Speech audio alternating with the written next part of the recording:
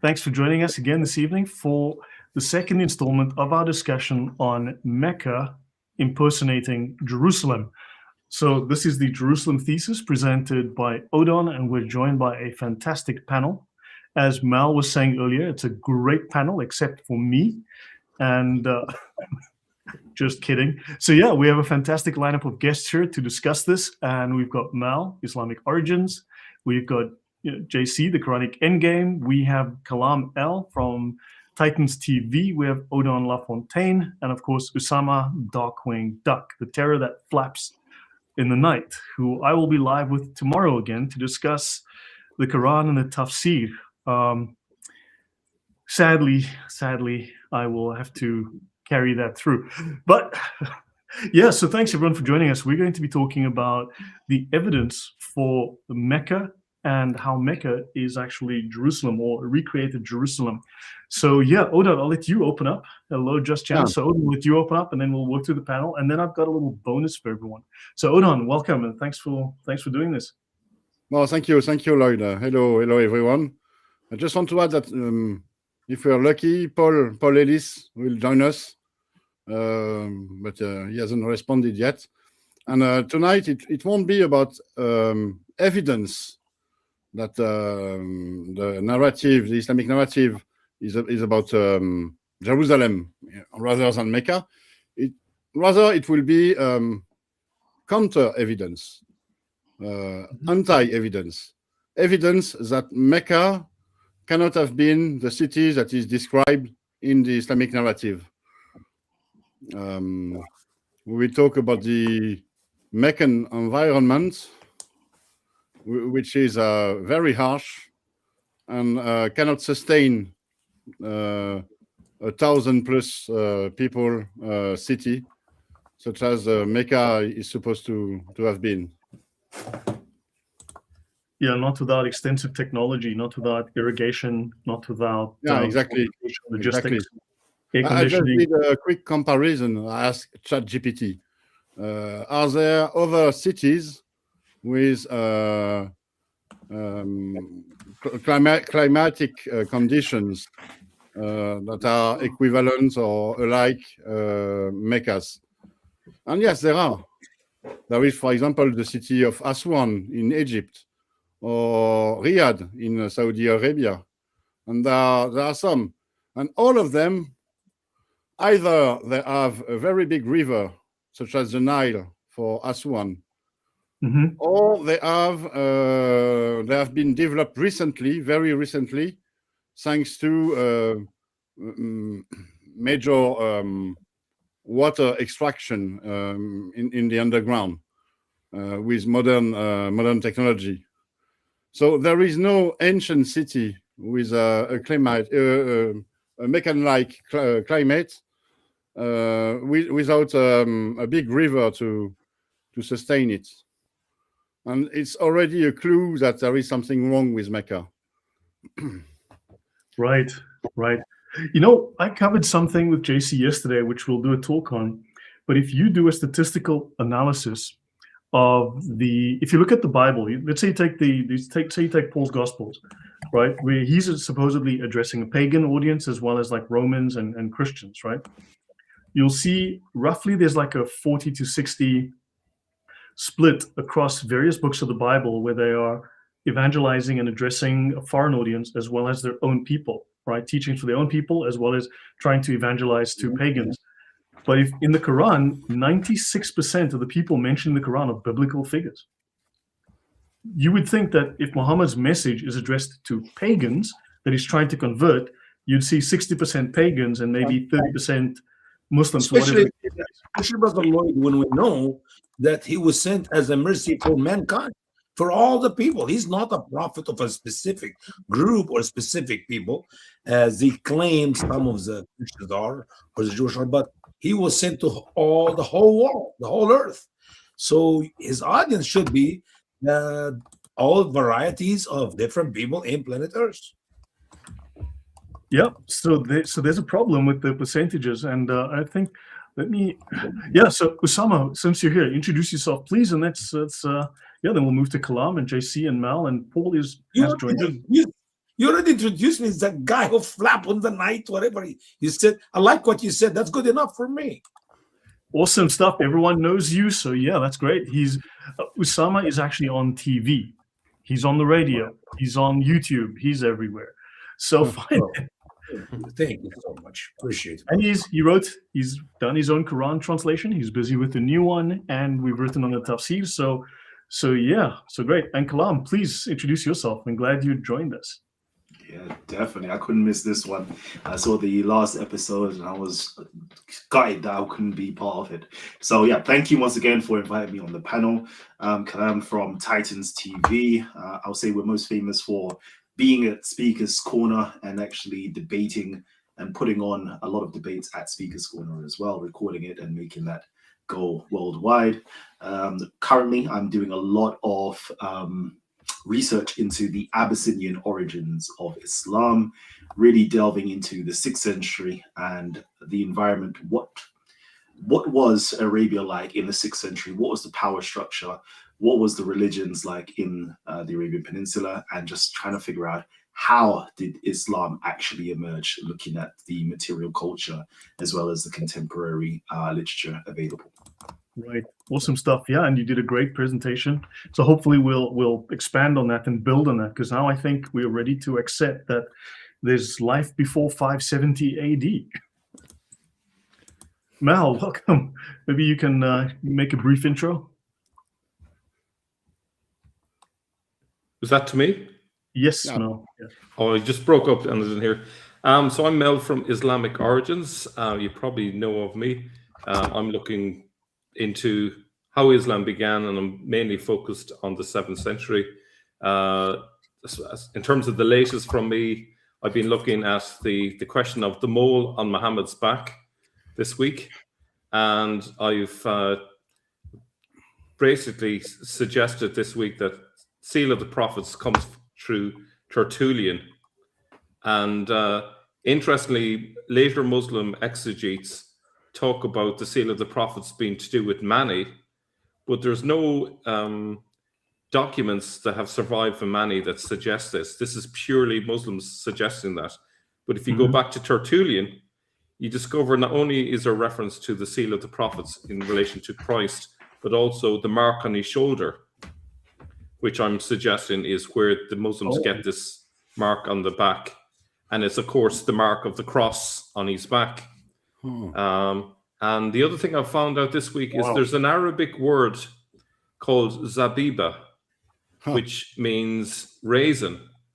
And I made the link that in Gabriel's Reynolds' book, he talks about the description of the people prostrating in the Quran. He says, while he can't prove it, he says it's more than likely that it's Eastern monks that's been referred to as bowing and getting a mark on their forehead. And that links with that word zabiba. So the zabiba means raisin. So this is where the Ethiopic connection comes in. You remember that famous hadith that refers to the Ethiopians as having heads like raisins? Yeah. It could be lost in translation that actually what's referring to is the Ethiopians are pious because of their mark on their forehead.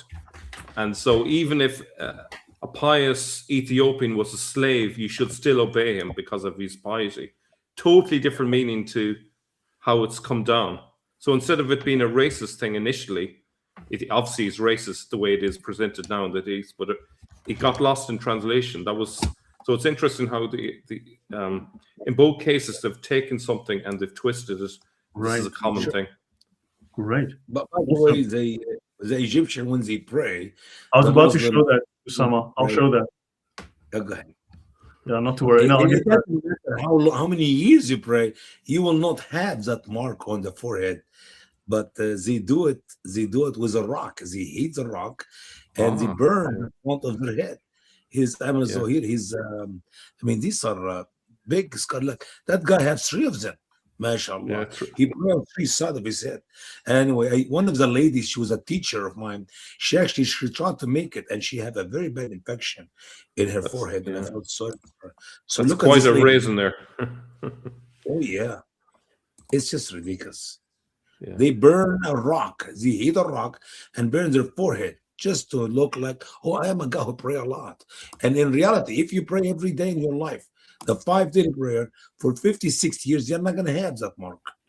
Yeah. You're not going to have that. This is the original virtue signaling. Tell the world that you're a pious person. Razor on his nose. You see the guy with a razor on his nose? Yeah, He's I know. supposed to put his forehead on the floor, not his Yeah. nose. Let's not spend the whole show on the introductions. JC, Sorry. how are you doing? I'm very well, thank you. So for everyone watching, they're probably familiar with who I am. So JC from QuranicEndgame, and I'm glad to actually be here with this phenomenal panel to explore more of the fabricated origins of Islam. Great. Yeah, and Paul, very welcome. Thanks for joining us again.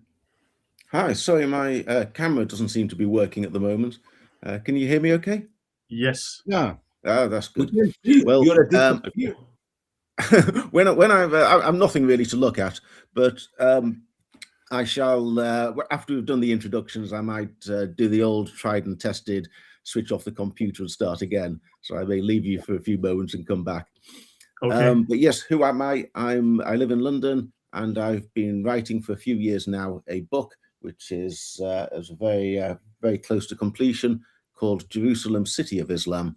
And my core thesis is that the Masjid al-Haram, the House of Allah in the Quran, is in fact a reference to the Jerusalem Temple. And I find arguments in favor of that. And then I also work from that to use that as an interpretative tool to find out what the Quran really means. Right. Excellent. Yeah, fantastic. And okay, briefly, so I just want to show something, then we'll move on. So I spoke to JC about this yesterday. We'll talk about this, and anyone who wants to join us is welcome. This was actually done by, I think, a guy who's an actuary. He did a statistical analysis of all the people named in the Quran. Right. This is an example of Paul, the work of the Apostle Paul. So here you've got the Jewish or pre-Mosaic biblical characters of 58%, and then pagan and non-Jewish of 42%, because he's addressing a pagan audience. He's evangelizing to, and he's in a world that has a lot of pagans, right? So you can see this. Now, if you go through other books of the Bible, for instance, like if you look at Joshua as 131 to 69, now if you look at a word cloud of the New Testament, Jesus is mentioned heavily, Abraham, Moses, Adam, Paul, no Muhammad, oddly enough, right? No Muslims, I don't see any, but you can see what the Quran, what the Bible leans on. Now let's quickly skip over this. Let's go to this. This is the Quran. 96% of the time, the speaker in the Quran is talking about the Bible. Almost exclusively. Only 4% are Arab or Greek or non-biblical characters. Yes, Mel? No, that's amazing. That's a great statistic to have got. Mm-hmm. Yeah. And so if you look here, if you deep dive on the people, 40% of the time, the speaker in the Quran is talking about Jesus and Moses. At least 40%. Just at face value, right? So you're looking at Jesus is 21, Moses 18, and then everyone else is 61%. Muhammad, the supposed central character, is less than 1% of the Quran. Yeah. So the central figure of the Quran is mentioned less than 1%, right? But when you look at the word cloud, have a look. Jesus is the main character. In all the books of the Bible, start from Genesis. We should do a study about that. Show Jesus throughout the 66 books of the Bible. Yeah. So now what happens is, now this was done by a guy who specializes in statistics, and he put this together. So the Quran doesn't math here for the Quran versus any other document from that era. There are probably titles for Jesus that would actually increase that percentage even higher. Say again, please. No. If you take into account, there are probably lots and lots of references which are referring to Jesus, but maybe not naming him as such, which would boost up the references to Jesus even higher. Correct. Yeah, so we're using the overt ones. And then I'll quickly make a detour. With the release of the Epstein PDF files on the internet, we've, and Muhammad does appear in the PDF files, by the way. But Muslims have been very much busy on social media saying there are no Muslims in the Epstein files. I'd like to mention the Epstein files. This is from the Middle East Eye. show Kaaba cloth pieces from Mecca were shipped to him via Muslims in the UAE. So for some reason, pieces of the Kaaba, not only the Kiswa cloth, apparently other pieces as well of the Kaaba were sent to Mr. Jeffrey Epstein. And we'd obviously like to know why. I'm asking for a friend. Right. Perhaps they're all cut from the same cloth. Very It's good. very simple. Very good, sir. I know the answer. No. I'm serious. I'm serious. Listen, Muhammad was the greatest influence on him. He literally learned a lot from Muhammad and his Sunnah.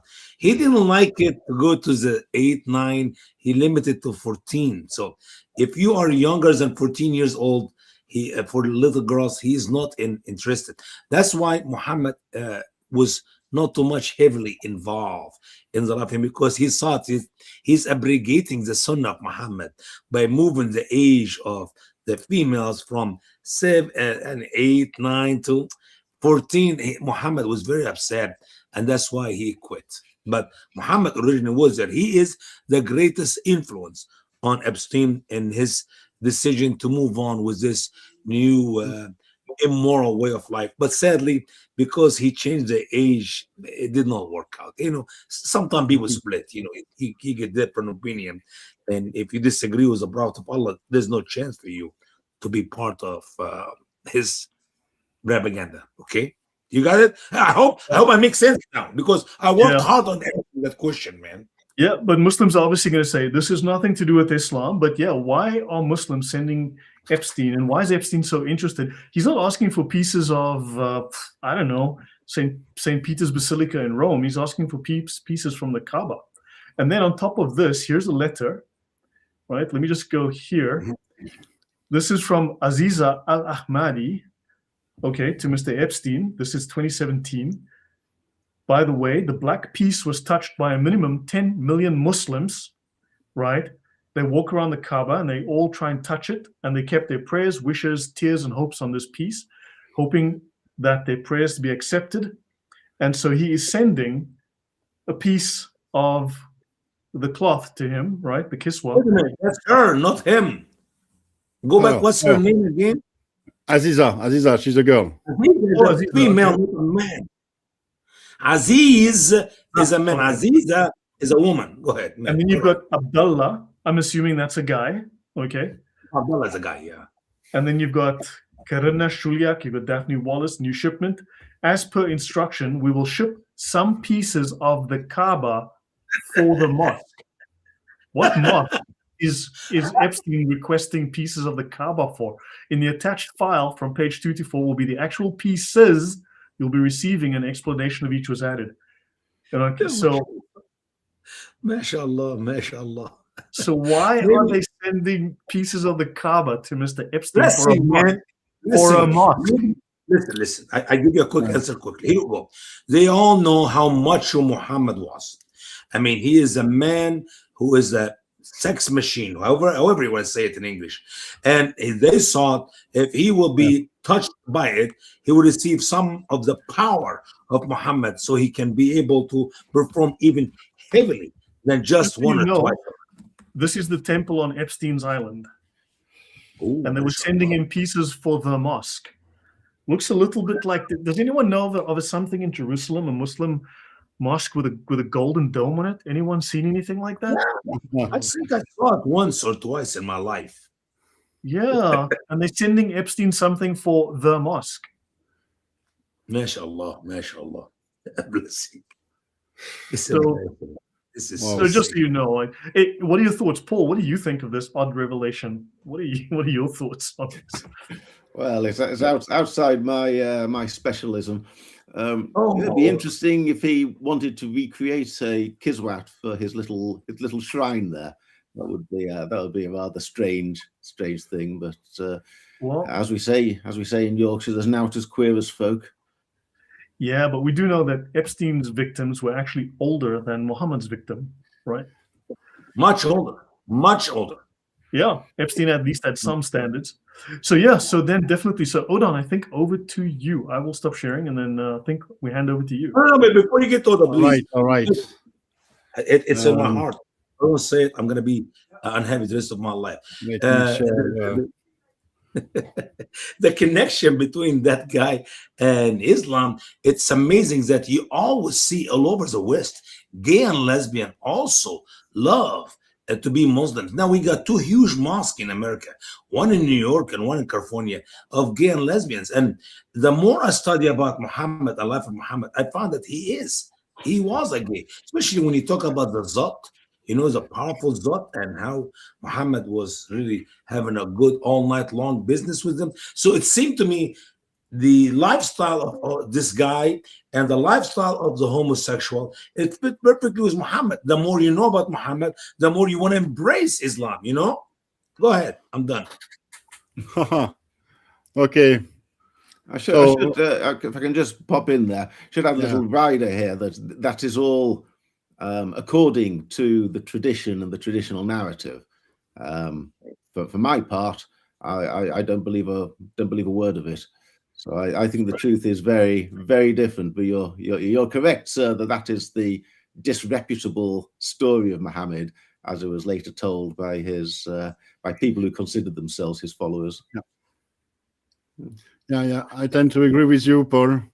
The narrative is a forgery, and but tonight we will see arguments for the forgery on a different topic. It will be about Mecca.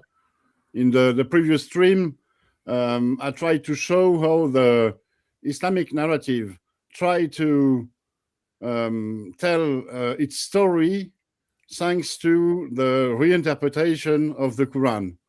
And we saw how, according to this Islamic narrative, the Quran supposedly tells as a Meccan reading.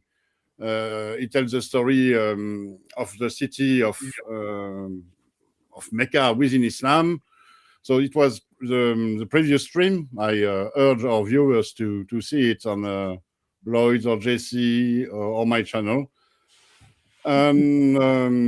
So this is what we did last time, but this time, tonight, I want to address some of the major issues that there are with the location of Mecca. Issues linked to its environment, and the most major, the biggest issue of all, it's the biggest constraint there is. It's the question of water, the water supply in Mecca. Because the first thing I don't know. I hesitate to interrupt, Odon, but I'm getting a lot of interference here. I don't know if other people are hearing it. It sounds as though Aisha's trying to get into the live stream. No, nothing. No. Everything is fine by me. Oh, okay. Maybe it's my headphones. I'll try and maybe I'll switch to some manual headphones. I might be picking up some local signals. Okay. Sorry. So as I was saying, the first thing one is to notice when arriving Mecca is its climate. It's a very harsh climate. It's a subtropical desert climate. So with extremely low rainfall, irregular rainfall. Sometimes there is rainfall, but mostly there is very, very few rainfall. So very few vegetation, very sparse. And so no capabilities for agricultural. And actually, it is still the case today. If you look at a map of pictures or images of Mecca from a satellite, there is nothing green apart from modern agriculture with irrigation. But there is absolutely nothing that is naturally green. And but as a result of this climate and the Meccan situation, location, there is a water scarcity. There is very few water in Mecca. And this condition, even with all the work the Saudis have done, are almost the same today. Today, there are huge desalinization plants in Jeddah on the on the coast of the Red Sea that produce astronomical quantities of water. But even with these, people keep on dying of thirst, dehydration, exhaustion, and heat in Mecca. And last year, during the last Hajj, for example, 1,300 pilgrims died of thirst, of dehydration. And so, if it's still an issue today, with all the logistics and the extensive work that the Saudis have done, one can imagine how difficult it could have been, it was, in the 7th century. And it's quite easy to picture that there is not enough water in Mecca to support the population described in the Islamic narrative. So the Islamic narrative is a bit vague because, of course, there is no census of the population, the Meccan population within this narrative. We don't know exactly how many people were there. There is a study that has been done on the names of the males, the people. And the study showed that there were something like, in the Islamic narrative, 500 different male persons at the time of Muhammad in Mecca. So it would amount to a city of 1,500 people with the women and children, maybe a bit more. It's already a big city. In Ibn Kathir's or other traditionist writings, there is mention of the Meccan armies that are 1,000 strong. Ibn Kathir even speaks about 10,000 horsemen. So having an army of 10,000 horsemen plus foot soldiers, of course, it would mean a very, very big city, a city tens of thousands strong, at least. Tens of millions, yeah, it's going to be, yeah. So, yeah, we can say without hesitation that it is a fantasy. But could there have been a city of 1,000 or 2,000 people? Could there have been such a city? Actually, it's not possible. It's not possible because of the very limited water supply. I told already that the descriptions of Mecca within the Islamic narrative are vague. And it's especially true when one looks at the water supply, the water sources. Of course, there is the Zamzam well, which is a few meters to the Kaaba. The Zamzam well is supposed to be the big water source of Mecca. But first of all, it wasn't in use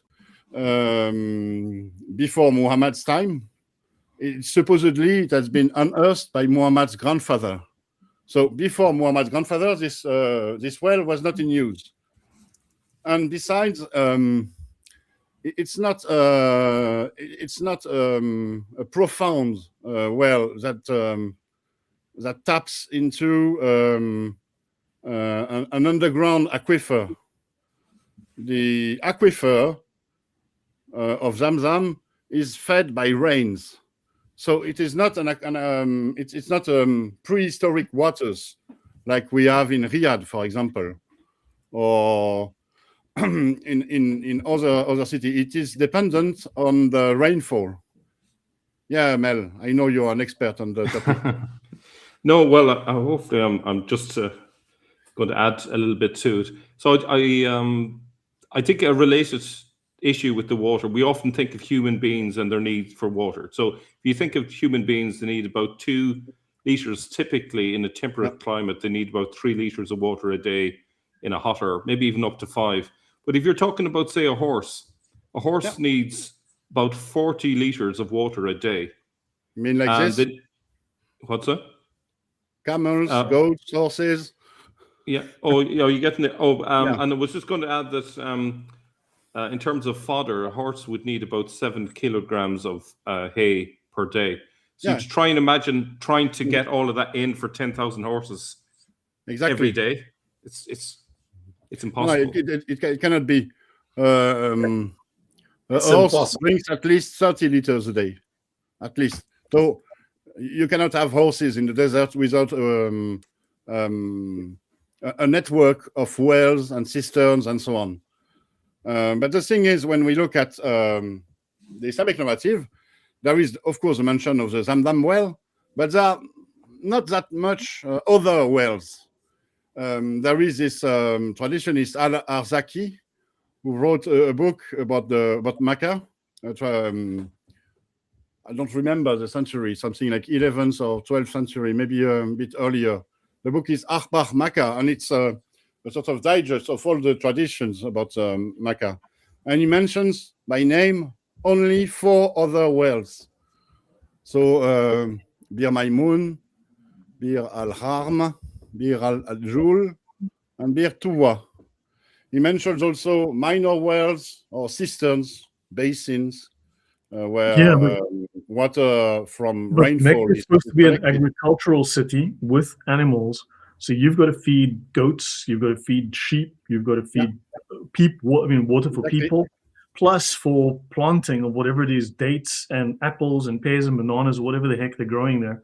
So you need water for irrigation. So you should have an irrigation network. You should have dams. And don't they speak of people fishing? So where's all the water? Exactly.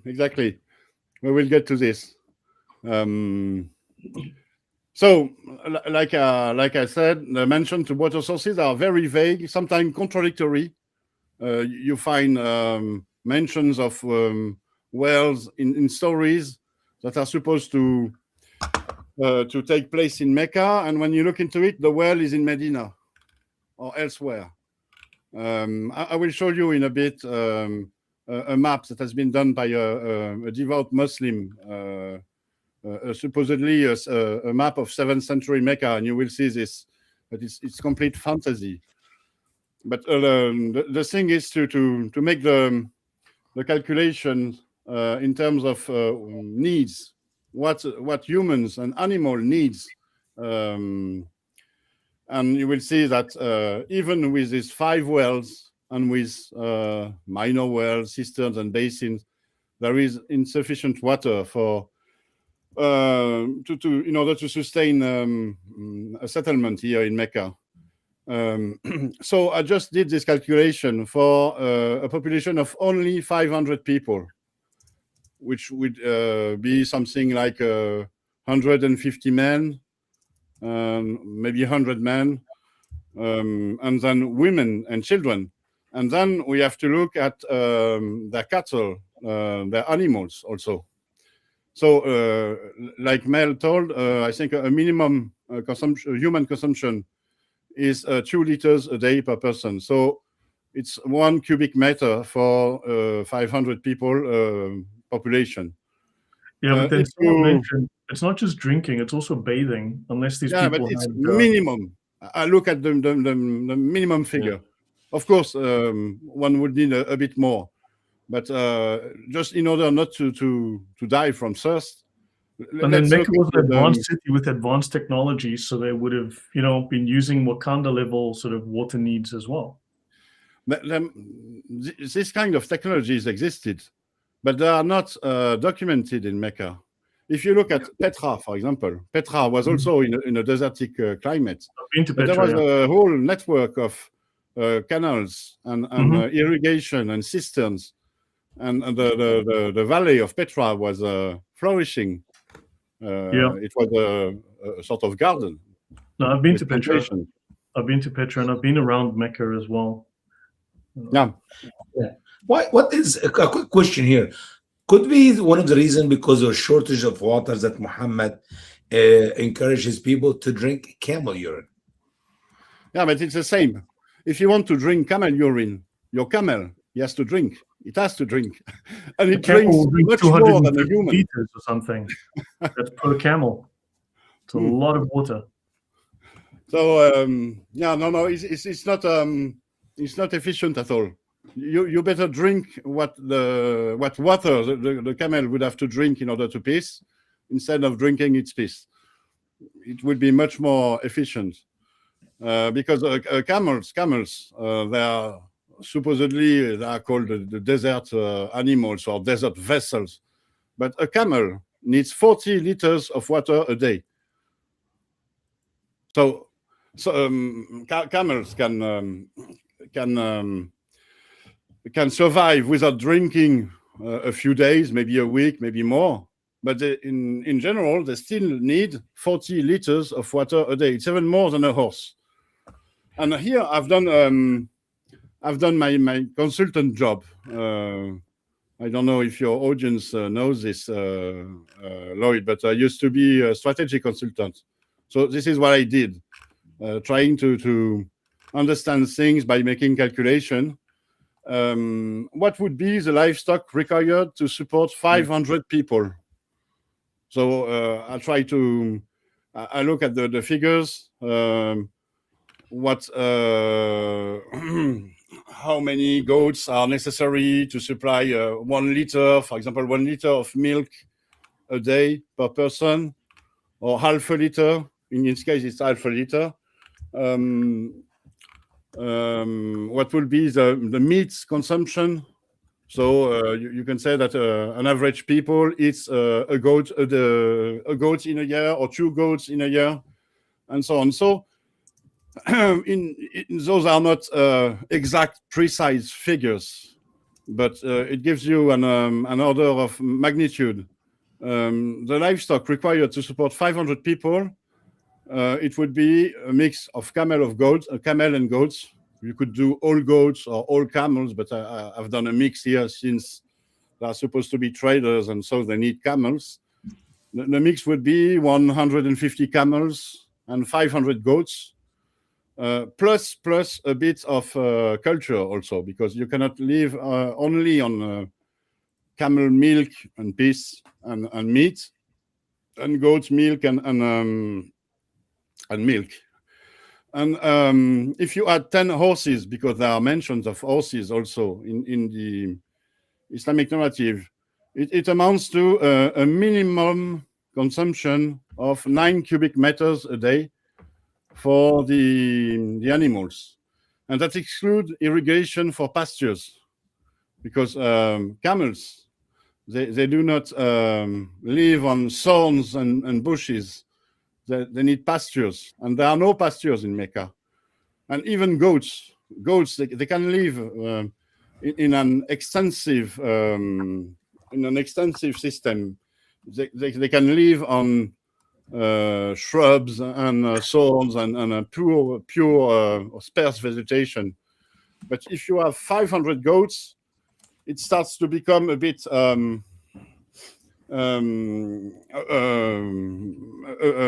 great number, and you will need a bit of pasture.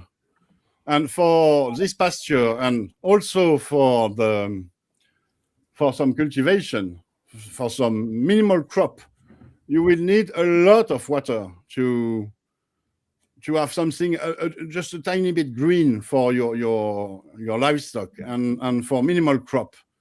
And it's this minimal water, the calculation I've made, it amounts to a minimum of 250 cubic meters a day. So you see, it's a lot.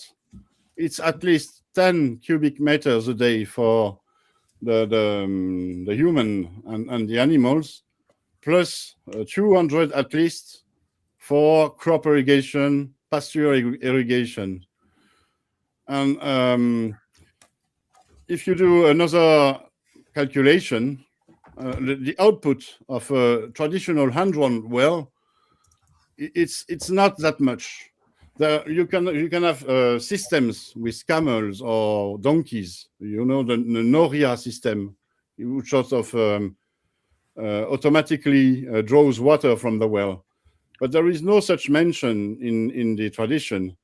The mention are that the water was hand-drawn, so with a bucket attached to a rope. And I've done a calculation. If you have a 10-liter bucket, for example, and it takes 5 minutes to draw the 10 liters. And if you do it 18 hours a day non-stop, you have an output of 2 cubic meters. So the 4 or 5 or even 10 wells that we can find in Mecca are not enough to sustain the needs of a tiny Is there population. any evidence of people. Is there evidence of underground aquifers, rivers, or dams in Mecca in 700 AD, or 600 AD, or 650 AD? No. There was no dam. No underground the dam aquifer. would be built by Muawiyah in Taif. Taif, it's I've been to 3 Taif. 4 days walk from Mecca. I've been to It would Taif. be built in say 670, something like this. Yeah, I've spent a couple of days in Taif. There's not a lot going on. I can tell Mel, you. you are knowledgeable here. I think you. No, I've can, been there. I've been to like that. According, region. according to the Islamic narrative, and I've begun to doubt this as well. Queen Zubaydah built an aqueduct to Mecca around the year 800. I think it was finished by 801 according to tradition. But one of the things that made me doubt it is, let me see if I can find it here. In the 16th century, there's almost an identical story involving the daughter of Suleiman I. Her name was Mehrima, and she was supposed to have renovated the aqueduct. Yeah. And I find that a bit of a coincidence that in both cases we have 2 important women involved in dealing with the aqueduct. And I think it's likely that the 16th century story was they built an aqueduct then, and then they pushed it back to the 800s to make it all kind of fit. But I don't know beyond that. Anyway, it's this aqueduct thing. It's evidence that there wasn't enough water on site. Yeah. Life was not possible in Mecca, at least for a settlement of several hundred people. So some scholars think that maybe there could have been seasonal settlements, for example, a week a year, 20 or 40 people gathered there. But it cannot have been much more. Yeah. It's physically not possible. Mm-hmm. Yeah. And yeah, this is the conclusion that So is, no aquifers, no dams, no rivers. How then? Lloyd, let me give you another evidence of that. In the Quran, there's another Arab prophet, who was sent to the Arab before Muhammad. His name is Prophet Saleh. If you go to Quran chapter 7, for example, in verse 73, all right, Al-Tabari interprets that verse when Prophet Saleh brought the camel to the people of Samud. Al-Tabari is interpreting that he asked them not to harm her, the camel, even though it was a great miracle for that camel to come out of a rock. Yeah. It was a pregnant camel. But then Al-Tabari said, to you drink one day, and to her the drink one day. So which means all the people of Saleh can drink water one day, and the camel would drink water one day. They could not have enough water for both of them on the same day. Listen, this guys are very serious. This is not a light to talk to take lightly. So in the day where they allow the camel to drink the waters they have, they can drink her milk. And it was enough milk for all of them. It's a little bit exaggeration here, but you can take it with Al-Tabari. I'm not a scholar. I just tell you what the scholar said. And that means in the following day, there'll be enough water for all the people of Prophet Saleh, the people of Samud, to drink the water. This is a true nature of such the Sahara, the desert of the Arabia. Muhammad did not make up the story out of thin air. They have not enough water there. It's reality. Way even before Muhammad, during the life of Prophet Saleh. If Muslims obviously believe in that, I don't believe there was any Arab prophets, as they claim there were 4 of them, Shaib and Saleh and Muhammad and whatever the last idiot is, I can't remember his name now. Anyway, so that is internal evidence in the Quran that it's not like a land with rivers or some what do you call, deep water coming from the ground. No, none. Go ahead. But Usama, just a word. It's about the people of Sali, so it's not in Mecca. They're Arab. It's called of Islam. I know they're not Mecca, but somewhere near Mecca, Arab. Yeah. You know, you say this camel came out of a rock. What is interesting is if you look at the god Mithra, he was born out of a rock. MashaAllah.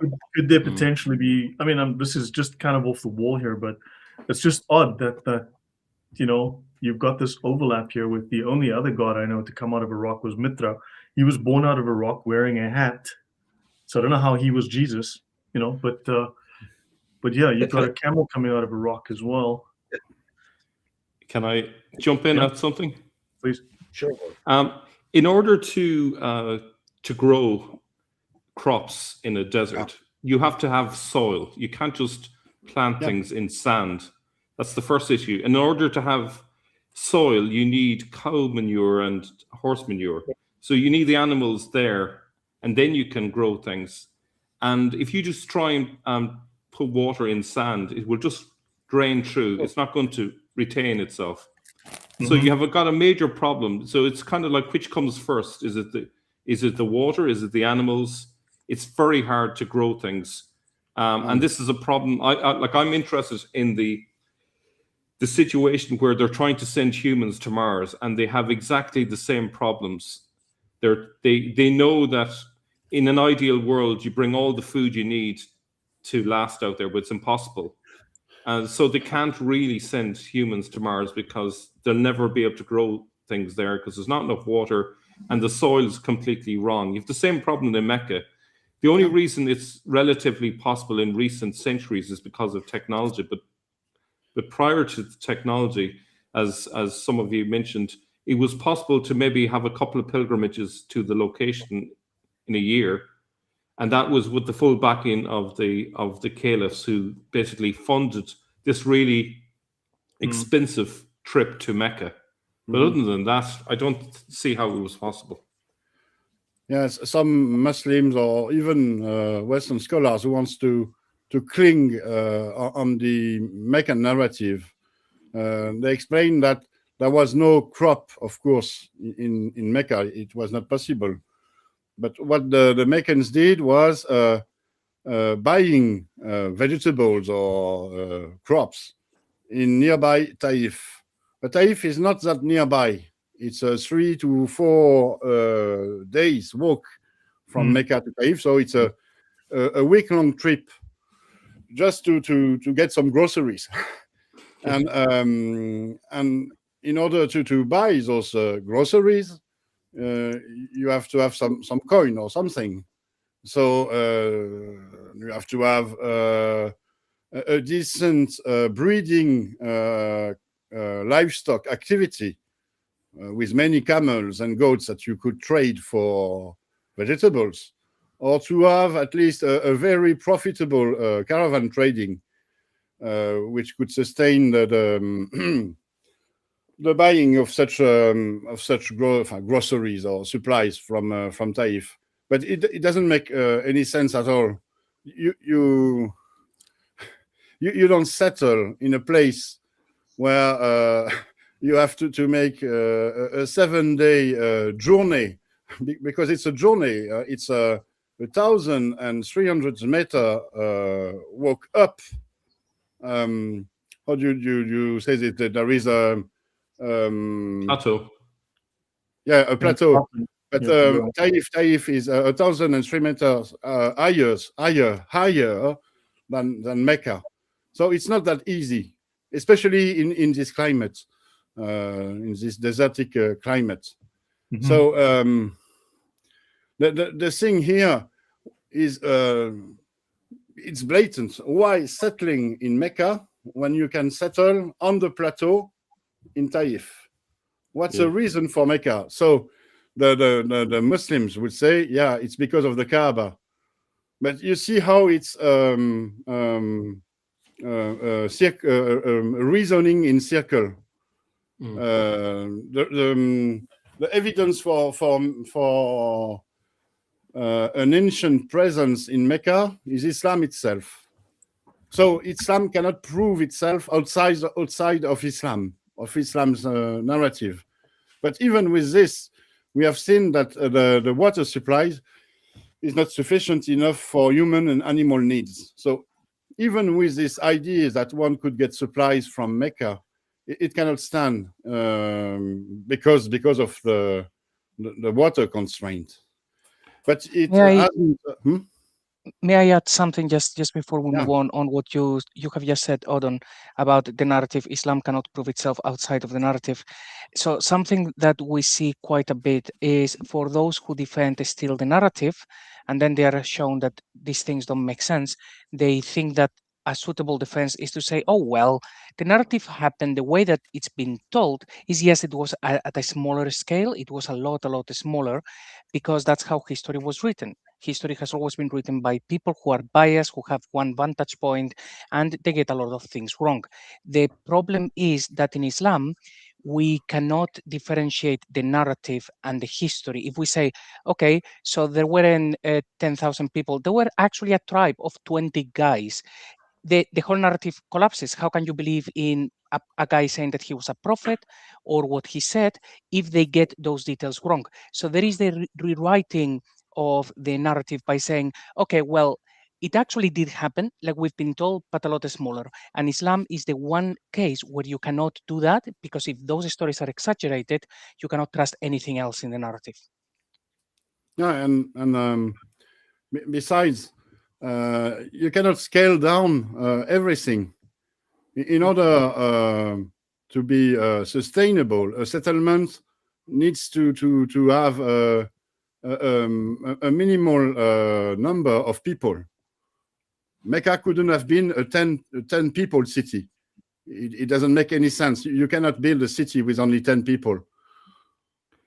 Can I jump in with Yeah. something? Mm-hmm. Okay, so parallel to all of this is the idea that Mecca was a center of culture. Yeah. Okay. Now, if you're aware of Maslow's theory of needs, yeah, it's like a pyramid. On the bottom of the pyramid is your physical needs. If you're living in a subsistent environment, you're not worried about spirituality or libraries of books or anything like that. You're looking just to survive. You haven't got time for the higher needs of humans, because you're just trying to survive from day to day. So I find it all there's holes in every layer of this, you know. Yeah, exactly. And but it doesn't prevent the Muslims to think otherwise and to invent fantasies about their the birthplace of their religion. And I want to show you here an interesting thing. It's this map that has been done by a guy called Binimad, or you can go to siramaps.com. There is a video presentation of his map, and for him, he has been praised by every Saudi and Muslim authority in Arabia. For him, this is what Mecca would have looked like in the 7th century. He pictures it, you see, with tens, hundreds of houses, a graveyard. There is a sheep market, but you see there is no green at all. And he only mentions 4 wells, excuse me, apart from the Zamzam well, Al-Jafr, Salja, Al-Betr, which are not mentioned in Al-Azraqi book. So it's a bit strange. And you see how this is a fantasy. It cannot have been. This is a completely desertic area. It's a desertic climate, and besides, so there is no rain, very few rainfalls, rainfalls, but when there are some, they are concentrated, and because of the physical the physics of this location, you see there are many hills or rocky hills, like here. So when it rains, and it happens sometimes, all the rains converges on the valley, and there can be flash floods that are extremely dangerous, extremely destructive. And all these houses that we see here would get destroyed at least once every 10 years or 20 years, and everything would have to be rebuilt. It is still the case today. I have a video I want to show you about contemporary flash floods in Mecca here. I hope it will work. So let me just reshare my screen on the video, and let me share. Let me share the flash floods in Mecca. This one. Just tell me, do you have the sound? No sound coming through. You have to share it when you do the share, but that's fine. You don't have to. Oh, wow. That's crazy. Yeah, this is in Mecca. This is in Mecca. This is a short compilation I've done, a video you find on the social medias. And you see when the rain happens, it concentrates. And it can be very, very dangerous. So what we see now is only a tiny proportion of what could have happened centuries ago, because the Saudis, they have done extensive works. They have built huge systems and canals and so on in order to secure the city. But even with these works, we still get some very impressive floods, such as the one you see here, dangerous floods. And even the haram, the sanctuary, is sometimes flooded. Here you see the haram. You see the you see the floods. Let me go a bit faster.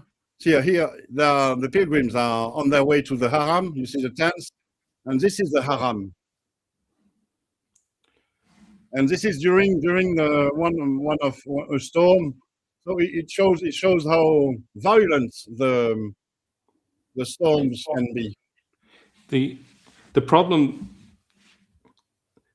there is that whenever the water came to Mecca, the water would be contaminated because it would flow into all the areas where people go to the toilet. I would imagine that's an issue. And there's and for example, the Zamzam water is known to not be very sane, very good. There are high levels of chemicals and arsenic, I think, and it's not very safe.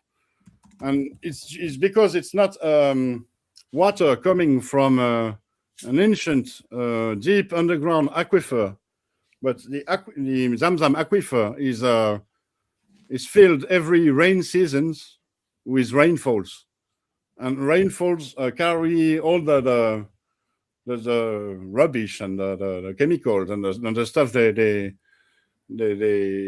came across before filling the well.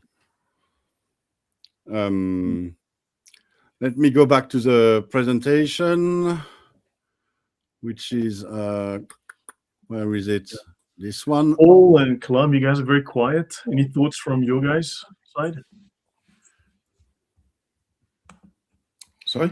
From my side, just before I lose connection, because I'm almost out of energy on my laptop, the Muslims might actually look at those floods and say, "Oh well, you see, there was plenty of water in Mecca, and the Zamzam well gets stopped up as well every 10 years."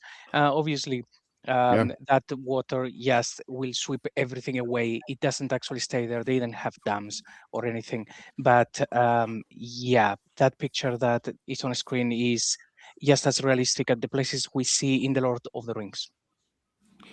There's another problem that even where they might have been able to produce topsoil, the moment you have a flood, it Washes erodes the topsoil, gets rid of it.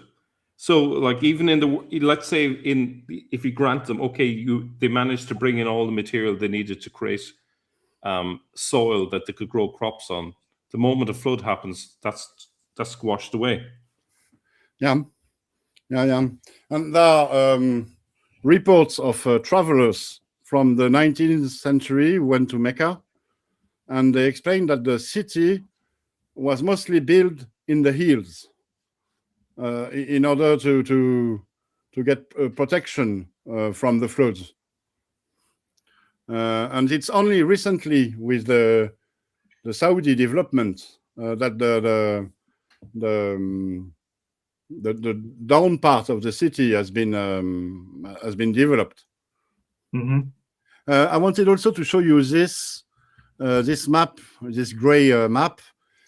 It's taken from 1946 British intelligence manual. So it's a map of Mecca, which documents the existing wells at the time. So it's contemporary evidence, and I think it's much more serious than the siramaps.com screenshot you have on the here on the left. And the thing with those wells is that I've put them in yellow. You see here in central Mecca, there are only 3 wells plus the Zamzam well. And I've added the Salja and Al-Badr well that are found all, in this screenshot. So in 1946, the water supply of Mecca had somewhat been solved. There was the Ain Zubair aqueduct who supplied water to Mecca. So there was not as much need for wells and basins and cisterns. But you see that it has remained very, very scarce. And it's an interesting document because we don't have much in terms of studies on the water supply in Mecca.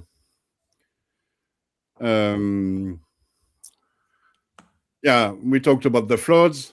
Here there is this. I've put up some pictures of the 1941 Mecca flood, and this picture is of a more recent one. Actually, this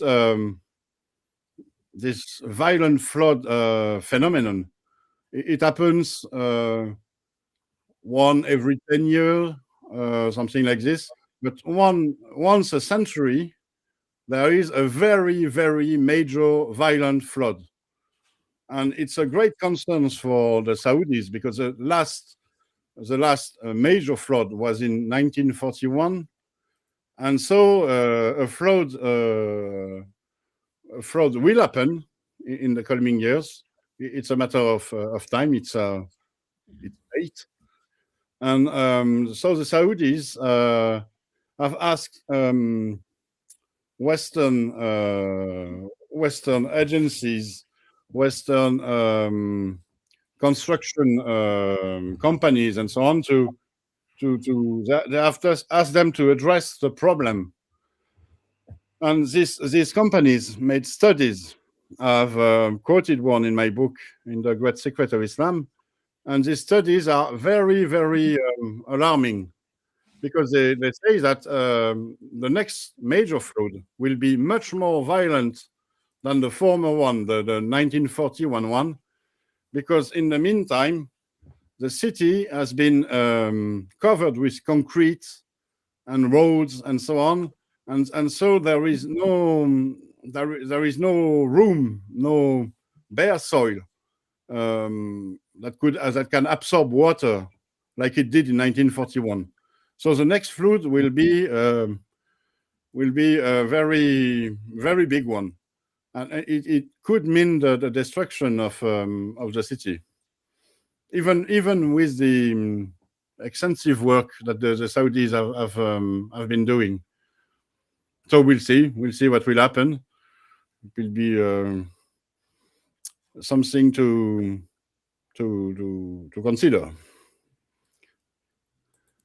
Here I wanted to talk a bit about the water issue, exemplified by the Ain Zubaydah aqueduct.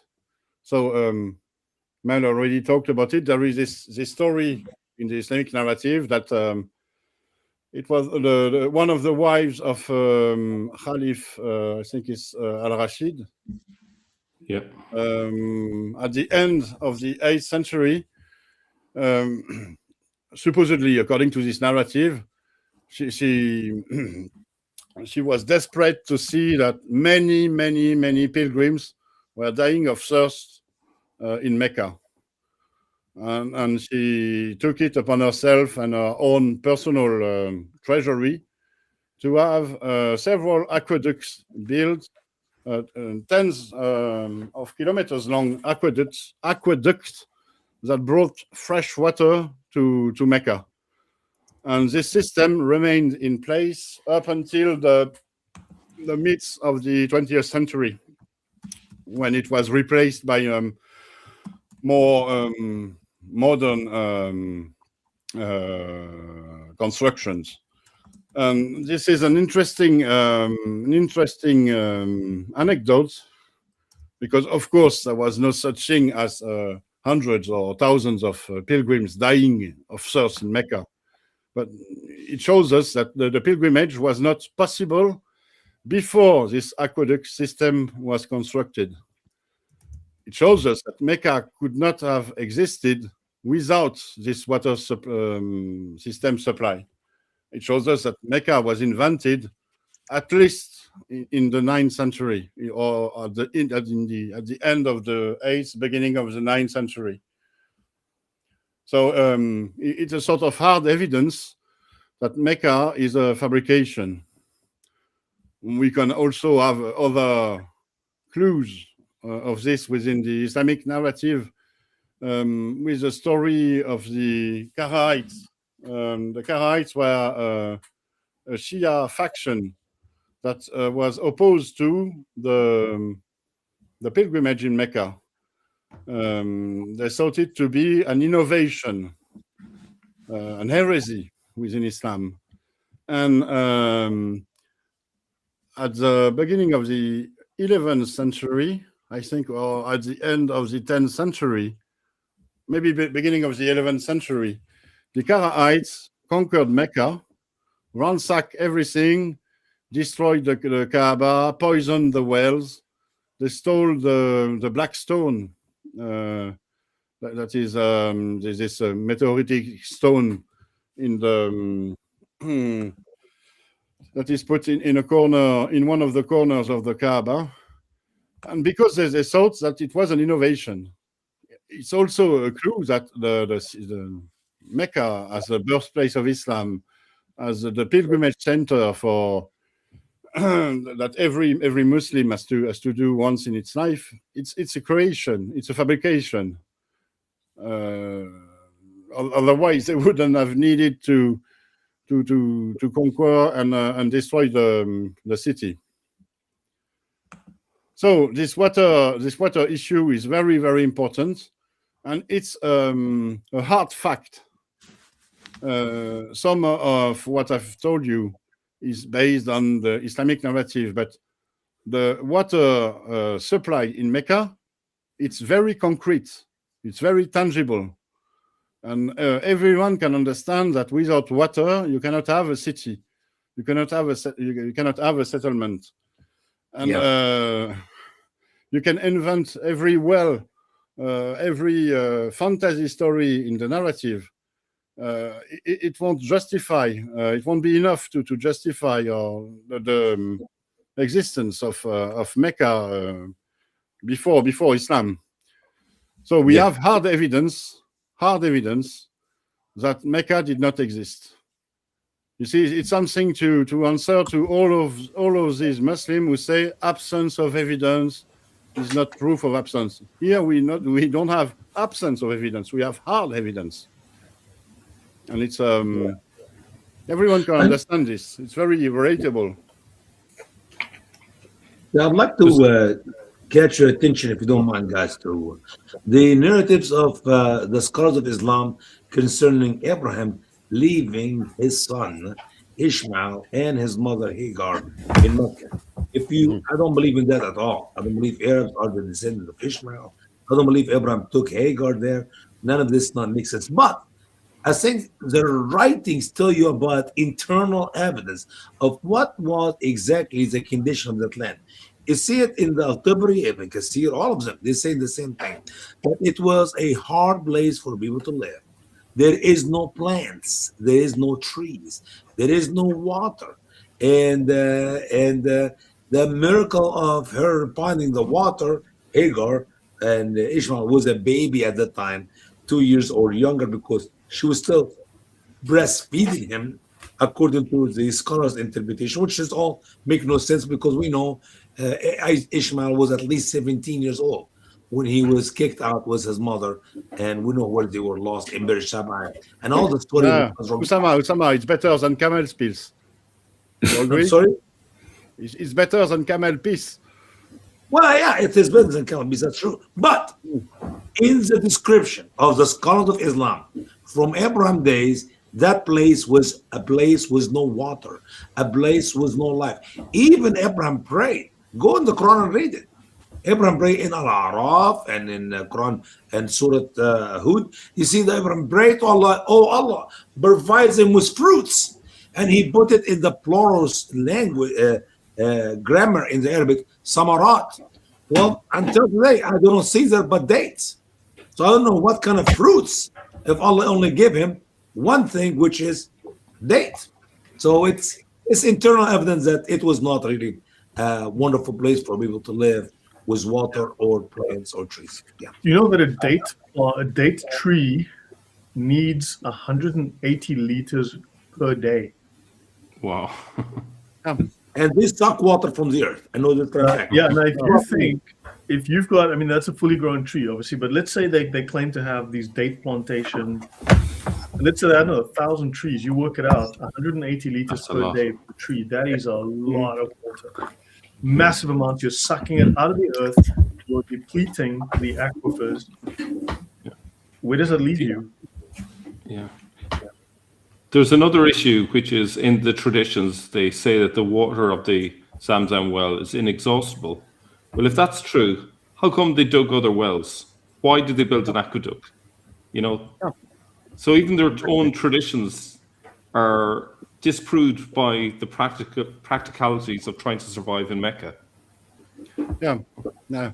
And I remember seeing videos on your former channel, Mel, when you were the host of Sneakers Corner, presentation on the actual Zamzam well, which is 0.001% of actual Zamzam water, and all the rest comes from the Red Sea through the desalination plants in Jeddah.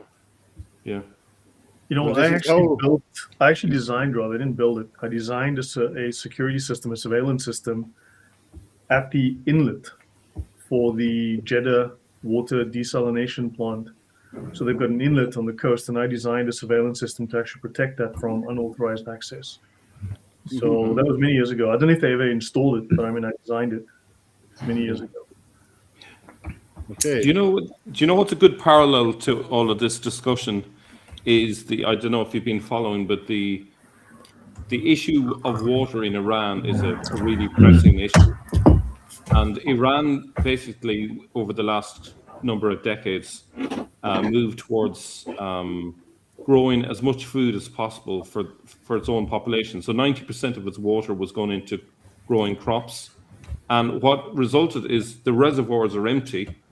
And before the current revolt, the taps have run out of water. They allowed them a little bit of water, like maybe an hour or two each day. And they're talking about moving the population of Tehran to elsewhere in the country because they don't have enough water. So that just shows you the reality where you are in a desert region and you're trying to support population and there's not enough water. The reality is it's not possible, especially if you're trying to grow your food. It's not possible. It's what I told you in my introduction. There are some cities that have climates like Mecca. I told you about Riyadh or Aswan in Egypt, but there is the same in the US, Phoenix in Arizona or Las Vegas. There are city built in the desert, but they benefit from the support of an external state that brings that has built dams, that has built huge canals in Phoenix or in Las Vegas, and they can pump into very deep fossil aquifers that do not exist in Mecca. And so, if we compare the situation of Mecca with the city, we see that there is something wrong with Mecca. It doesn't make sense in Mecca. It doesn't make sense at all. Yeah. There is another very important element to take into account. It's isolation of Mecca. Here on this map that I've done myself with by consulting many scholarly maps. I've put forth the traditional here. It was the traditional caravan road, but it was not. You see that I haven't put Mecca on the map. Taif would be something like here, but in the 7th century, thanks to Patricia Krohn's work, we know that there was no trade, no effective trade on this traditional road.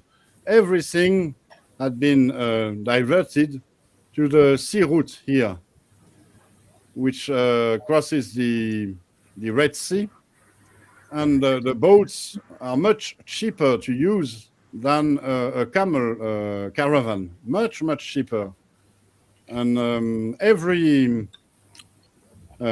port is on the African coast, not on the Arabian coast.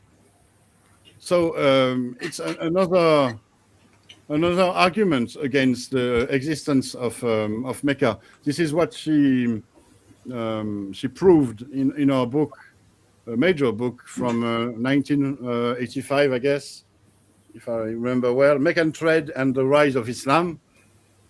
And she never retracted what she wrote in this book, that there was no possible trade that could sustain the existence of Mecca. She wrote something afterwards, Curation the Roman army, making sense of the Meccan leather trade, where because of all the critics, she felt compelled to study a bit more this abstraction, this possibility, this abstract possibility of a Meccan trade, and she put forth the hypothesis that the Meccans could have engaged in leather trade with the Romans, but this hypothesis is only a virtual one, because it wouldn't have been a trade that would have been profitable enough to sustain the city. And besides, there is nothing. She hasn't taken into account the water supply or the agriculture that is not possible on the site. So all in all, there was no trade in Mecca. It was not a trading post or a trading base. You cannot raise camels in Mecca. You cannot have a caravanserai there, a base for the trade. It's located outside of the traditional itinerary, outside of the Arabian plateau, where you will find Taif, Najran, or Yathrib, for example. And so in order to make your trade from Mecca, you will have to engage in a 3 days journey, climbing 1,300 meters up to the plateau in order to join to find the traditional itinerary, the ancient trade routes that would not have been used at the time, because all of the trade had been diverted to the sea route, the Red Sea route. So it's another very strong argument against the possibility against the existence of an ancient Mecca. Yeah, I want to mention something that Kalam brought to our attention from his talk. Paul, I hope you don't mind. I muted you, Paul, because there's a lot of noise coming through from someone's mic. It sounds like someone stomping around a room. Yeah, it's Paul. Paul. So I would have muted you, Paul. I think it's someone coming through from your microphone, someone in your vicinity. Kalam mentioned Al-Mahabisha. Well, okay, Kalam mentioned Yemen, right? He spoke about Ethiopia and Yemen. And I mentioned Al-Mahabisha, which is the place of the Ethiopians, right? Which we discussed recently. Now, if we go into Yemen, if you look at these people were they were at one point, the third or fourth most powerful empire, right? They controlled all of Arabia. So if you look here, Al-Mahabisha, you're very close. These people traded. They were trading with China, apparently.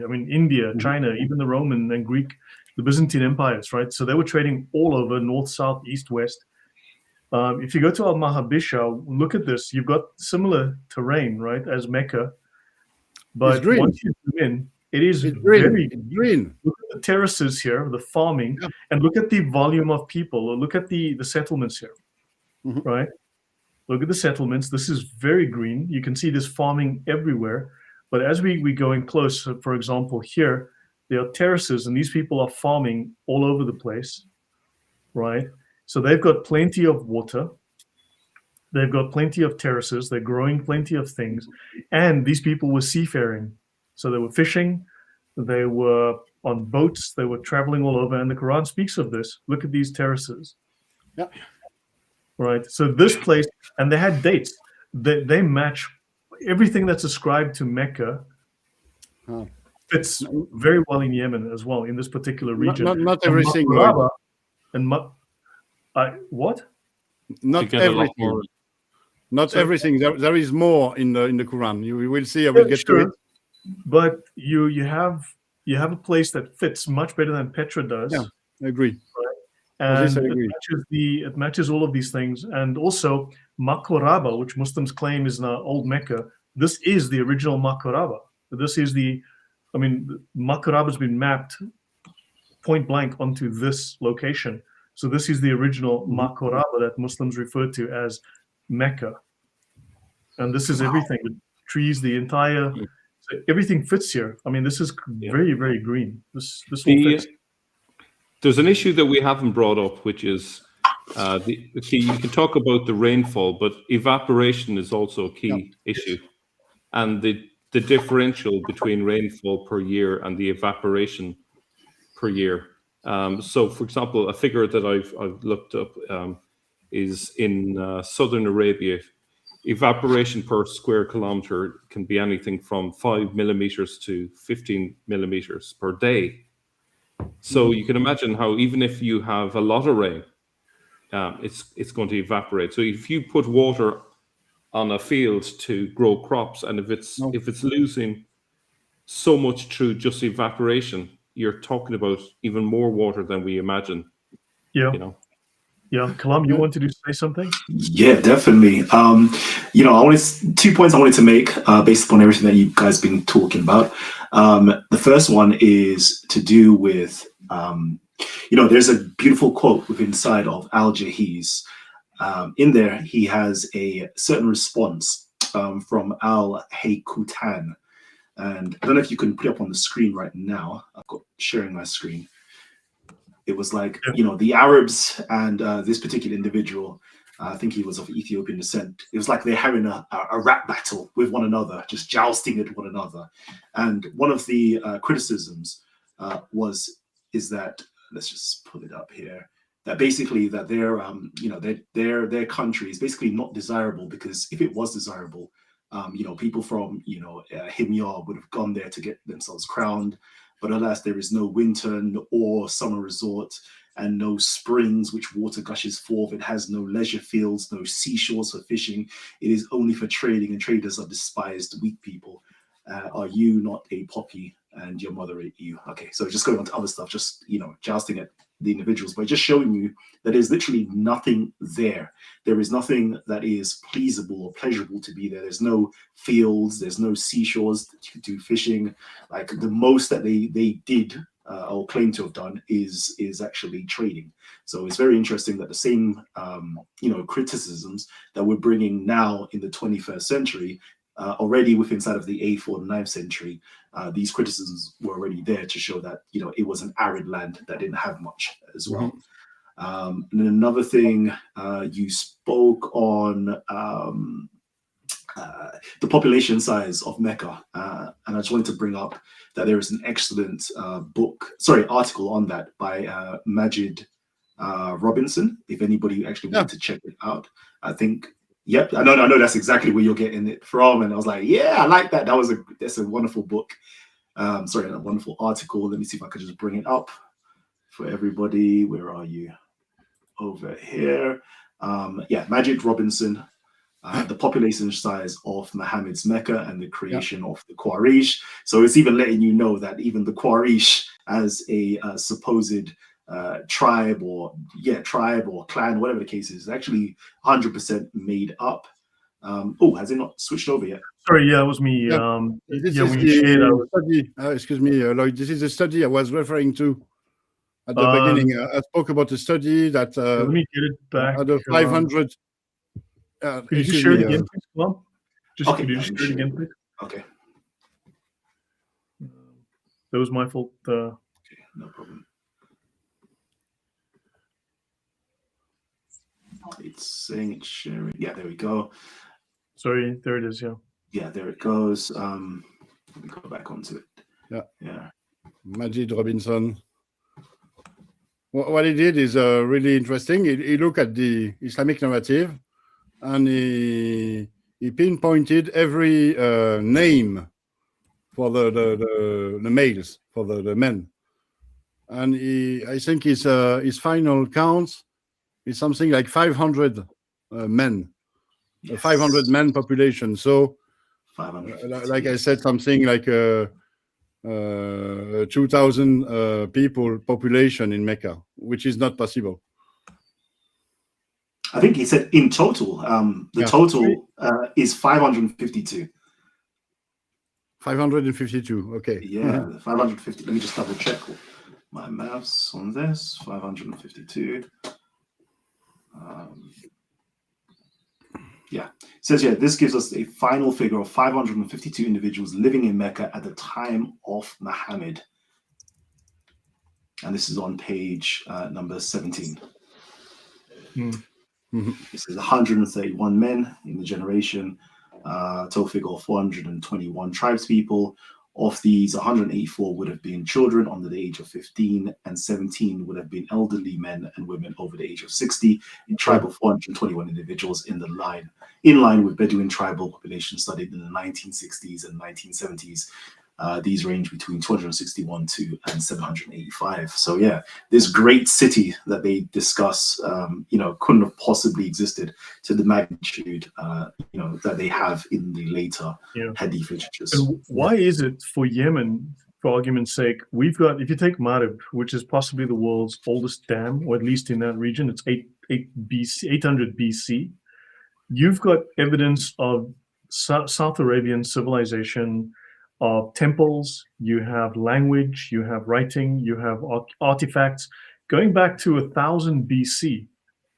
And then Mecca, supposedly the world's oldest city, but you've got literally zero from Mecca, which is much, much later, or much earlier. Very good point. Yeah. And it's amazing. We read in the Bible about Yemen, we read about the Queen of Sheba, but we never read anything about Mecca. I mean, that is in Solomon days. Guys, you're talking about 1,000 years before Christ. We know about the Queen of Sheba. We know about Yemen. And you go up to even New Testament time. Nothing is written about Mecca. Yeah. I mean, we have copious evidence archaeologically of South Arabian civilization, but literally nothing for this supposed grand city of Mecca. And you know what was amazing is all the years of my life in Egypt. I studied 18 years, finished high school, 4 more years in college, and they always produce Mecca to us as not just a great city.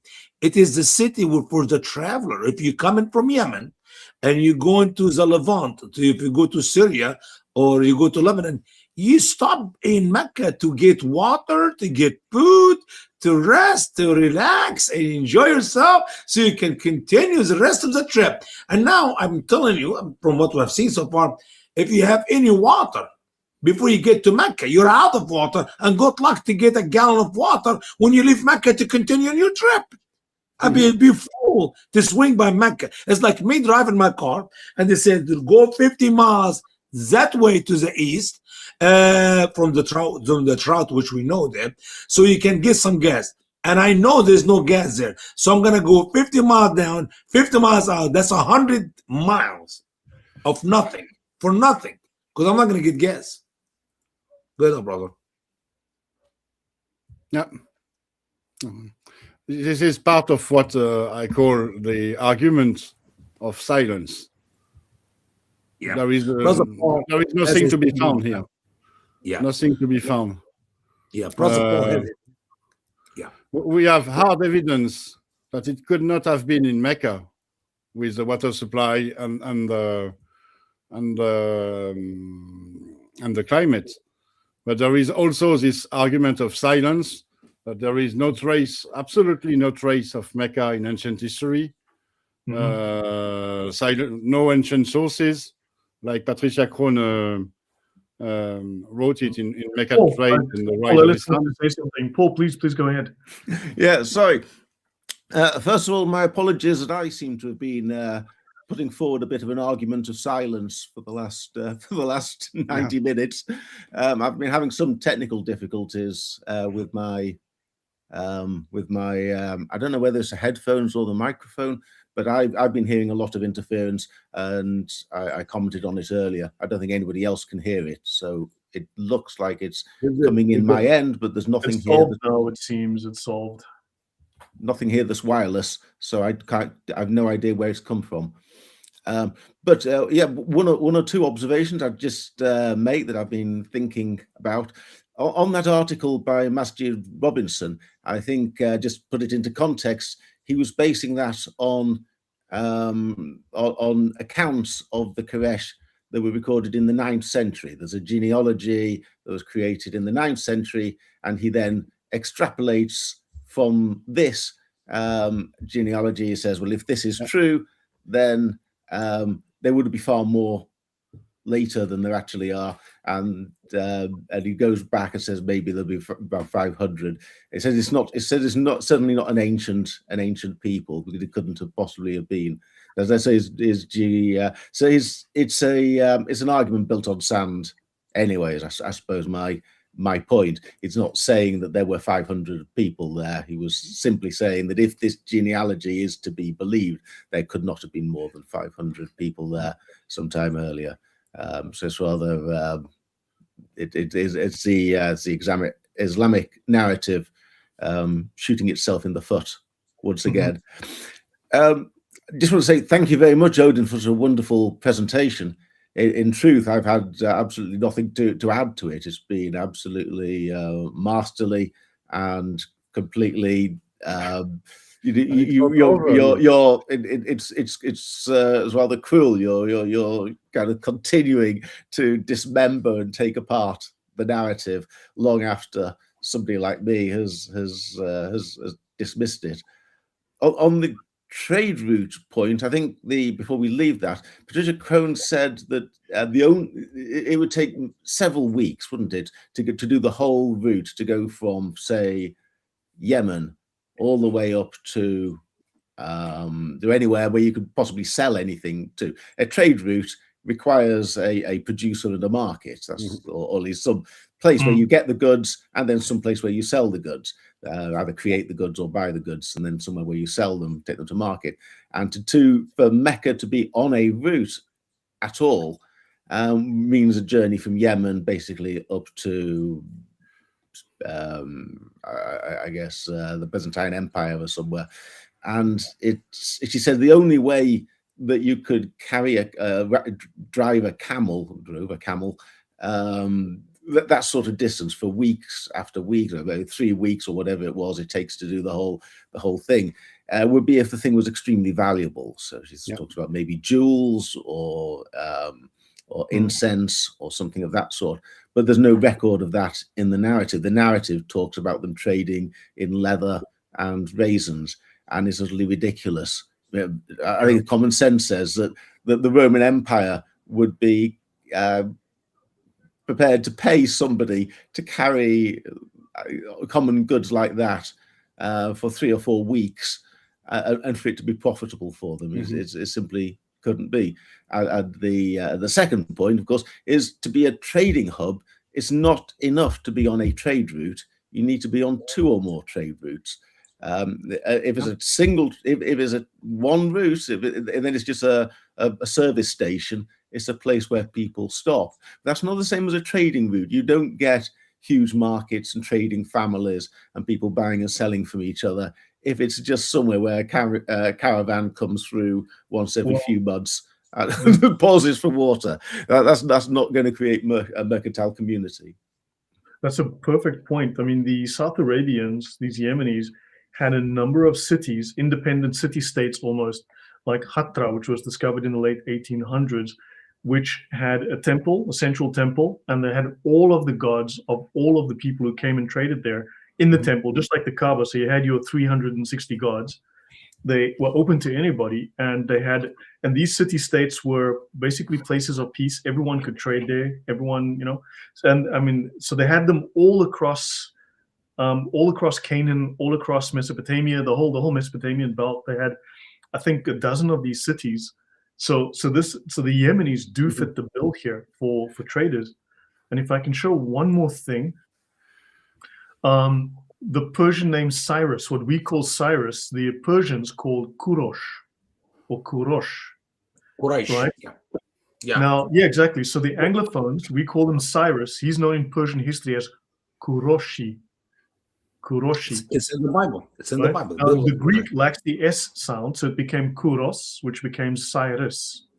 But if you go Kuresh, Kurosh, Kuroshi, Kureshi, this is very, very similar here.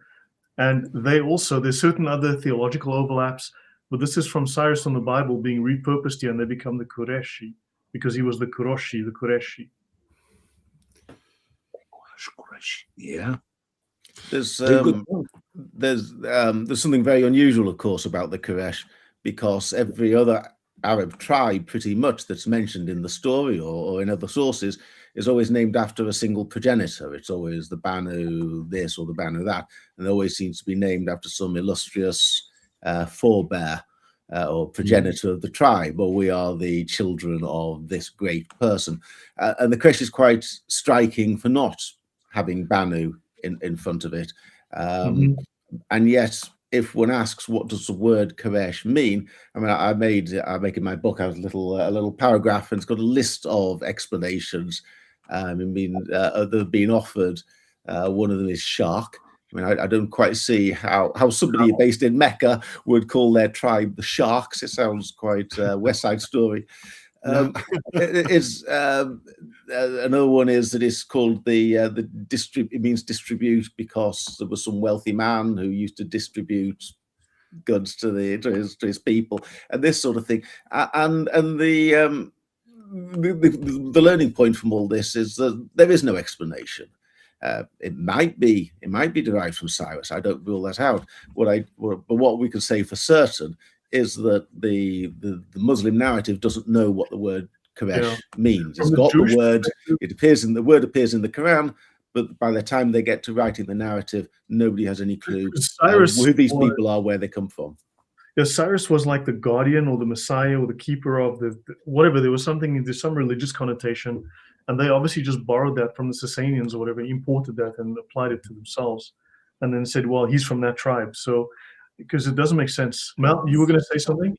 No. Yeah, you could actually find the word in Ugaritic, and it goes back to the 14th century BC, and its meaning in Ugaritic is a temple. So considering we're talking about the Jerusalem Thesis, it's another word for the temple, as in the Temple Mount. Okay. So yeah, there's something, and Kalam has something. Yeah. Yeah. So yeah, I always say, let's try to look at South Arabia being, how can I say, the last inscriptions that we do have before the era of Islam is definitely from South Arabia, the Sabaic. And I'm like, okay, let's just quickly look there to see, is that word even found there? And I found it, and it's there on the screen. This is the Sabaic dictionary. There is a, the consonantal, the roots there, QRS, Qurash, however you want to pronounce it. And in the South Arabic, it does actually mean ram or sheep. And that got me looking at the actual chapter of the Quran. I believe it is chapter 106. And if we now replace, that meaning of Quraysh as meaning a sheep, and we start rereading it again, it seemed to me to be quite a, it's like a psalm. It's reading off the Psalms. The Lamb of God, in that sense, the Lamb of God. Yeah. Okay, that's interesting. Will be, I'll have to bring it up. I would love to do a show on this to show the parallels of Psalms 23 line by line, and how it has a parallel. So I want to prep a few pages for the next time we do this talk. I mean, because look, we're exploring this whole topic, right? And I mean, input is welcome. I mean, Paul said some very interesting things. Mal said interesting things. Usama. So everyone, I mean, by all means, prepare a few slides and let's talk about that. Because I think we're all putting pieces of the puzzle on the table here, except for me. I would like to develop a bit one of Paul's points about Majid Robinson's paper. So based on the narrative from the 9th century about the Quraysh people, he extrapolated a population of around 500 people in Mecca in the 7th century, according to this narrative. The thing is that in the 9th centuries, stories about the Quraysh had already been invented, false genealogies had been invented, and so on. So one could assume that there would have been many false reports of Quraysh in the 9th century narrative. So the 131 men names he found is a much more. I'm sure there are some there are some names that have been created, fabricated, Right. And so his evaluation is 500 people evaluation for the size of Mecca in the 7th century. It's an over evaluation already. Suspect. And it goes also with another argument against the existence of Mecca. You see, Mecca was supposed, according to the Islamic narrative, was supposed to be a hub, like you said it, Paul, a city where thousands of people met with flourishing trade activity, religious activities, and so on. And so one would assume that with the development of Islam, Mecca should have been the capital of Islam. Mecca should have developed, should have been known everywhere in the Levant, everywhere where the Arabs were. Not just that, brother. Not just that. About Mecca. Yeah. But the Mecca thing with should be Mecca known. is that we have even less proof about Mecca after the beginning of Islam than before. This doesn't make sense at all. Sure, but not just this. Mecca should be mentioned at least in the Quran more than one time Mecca, another time Becca. I mean, if I look at the word Jerusalem or the word Egypt, I mean, for heaven's sake, Egypt is mentioned in the Bible over 600 times, which have nothing to do with the Holy Land. It just as a history, piece of land where some things happened with the people of God and so on and so on. But why Mecca is mentioned in the Quran? One time Mecca and another time Becca, and that's it. No, Muhammad never even. I mean, it makes no sense how the Quran is written to describe the city of Muhammad, where we know nothing about it. Yeah. It makes You no know, this sense. is Hatra. So this was a small Arab kingdom. This is a South Arabian kingdom in Mesopotamia. If I recall, there was something like a dozen of these cities, these fortified trading cities that spread west and then south into all the way through Arabia into Yemen. And notice, officially called the Beit Elaha, the house of God in Aramaic inscriptions. So that lines up with what you said, Mel. It's the temple, it's the house. And Al-Hadr, that's Hatra. This was it flourished in the 2nd century, destroyed in the 3rd century, discovered in the 19th. And there's something like a dozen of these that are known of. They were on coins. This was very well known as trading cities. And they, as I said, the temple had all of the fusion of all of the gods. So you had all, quote unquote, 365 gods. Capital of the possibly first Arab kingdom in the chain of Arab cities from Hatra in the northeast via Palmyra, Baalbek, and Petra. They had temples to the Assyrian Babylonian gods, the Akkadian gods, Hermes, Atrahasis, the Syro-Armenian gods, Alat, the wife of Allah, Shamiya, Arabian, Shamash, the Mesopotamian sun god. So you're looking at other deities were Baal Shemain, the female deity known as, and so on and so on. I mean, this is blah, blah, blah. But this lines up with not Mecca, but they built Mecca on this idea. Yeah. It's very striking. You've got that beautiful temple. I mean, I don't know if it's been reconstructed a little bit, but yes. But you find all sorts of places, quite ordinary, out of the way, unimportant places, and then the archaeologists get involved and start doing a little bit of careful digging and excavation.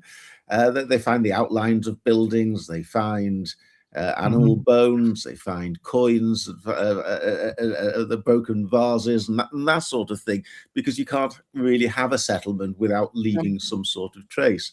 And Mecca is just striking. They've got nothing, not one single, a trading center in which nobody ever dropped a coin. Amazing. Not a single pot was broken and thrown away. Mel? Correct.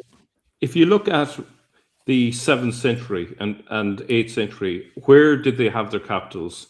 You have Damascus. For a brief time, there was Haran, and then it was essentially Baghdad, or what became Baghdad.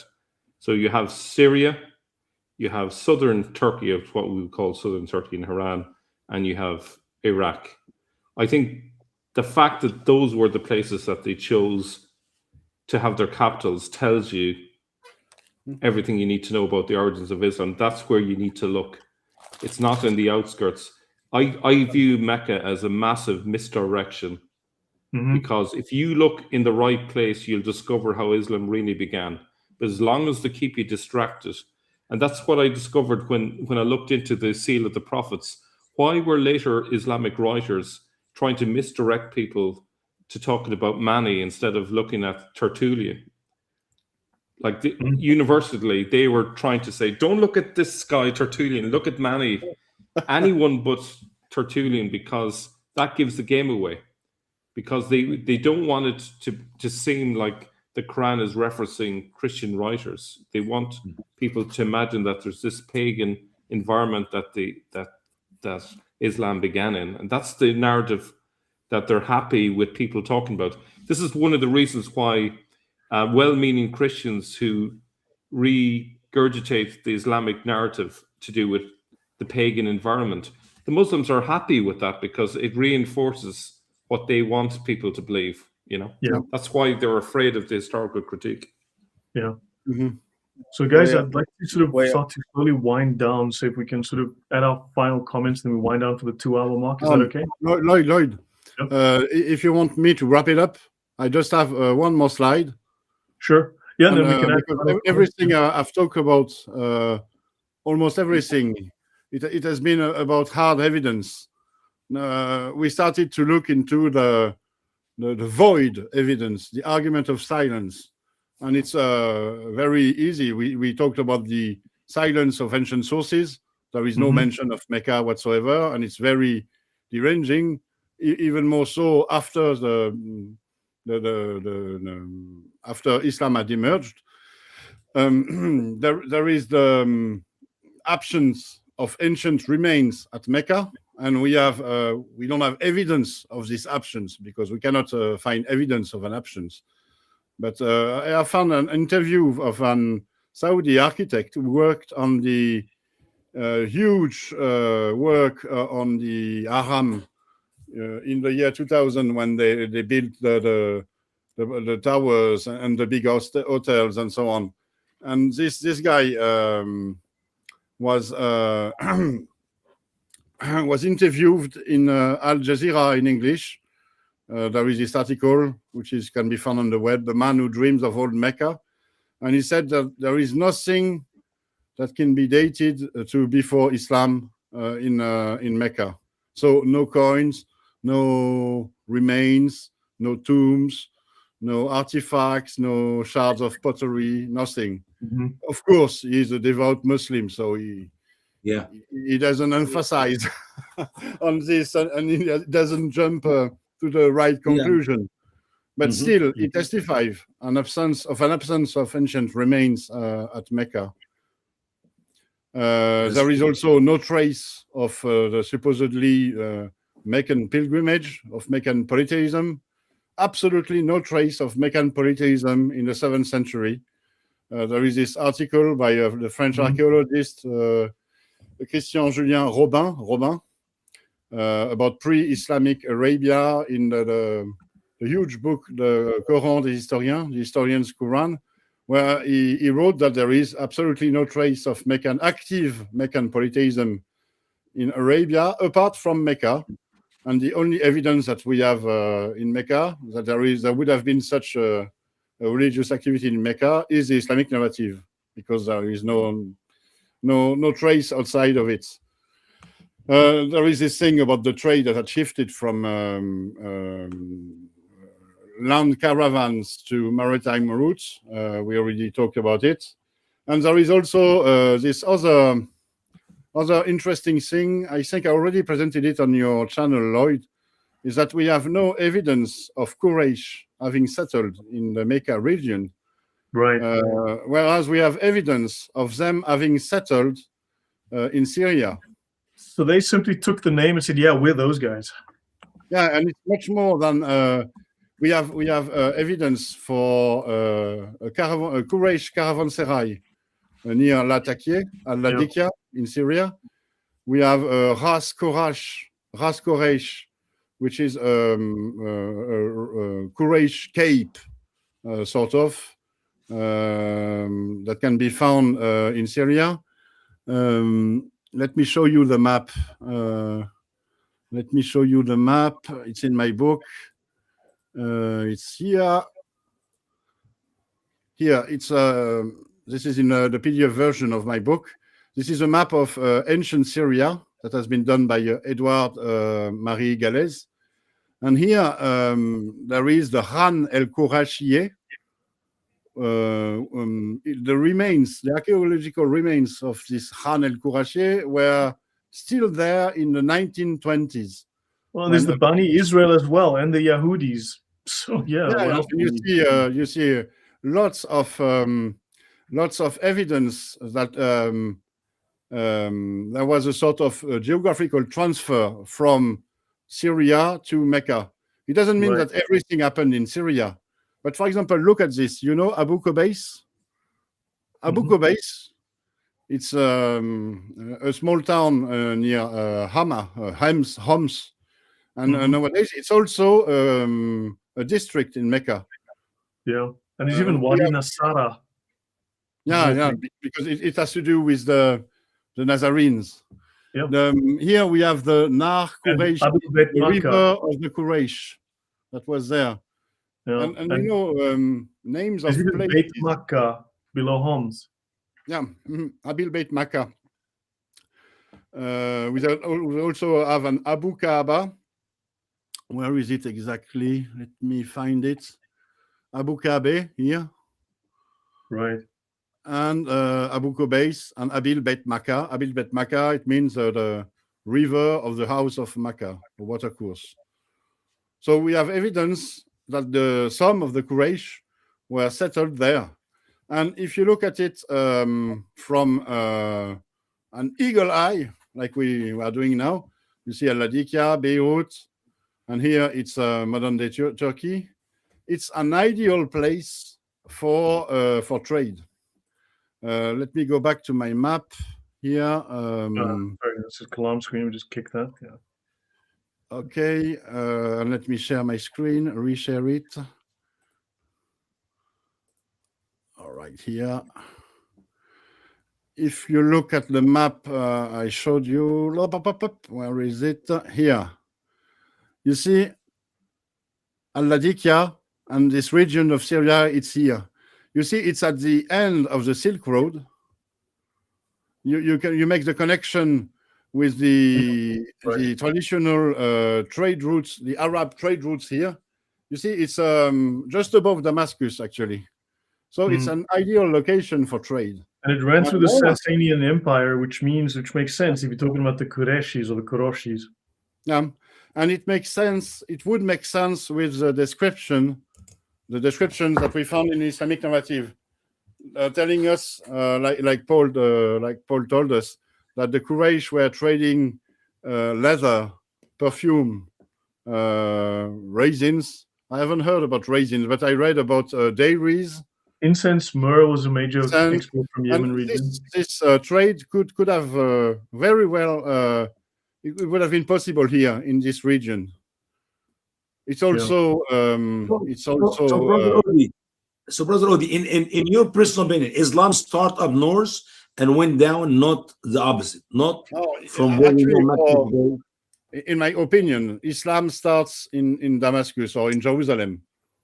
And before we have various movements, some in Syria, but it's also all along the trading routes. Yeah, I mean, they mentioned in the Sira,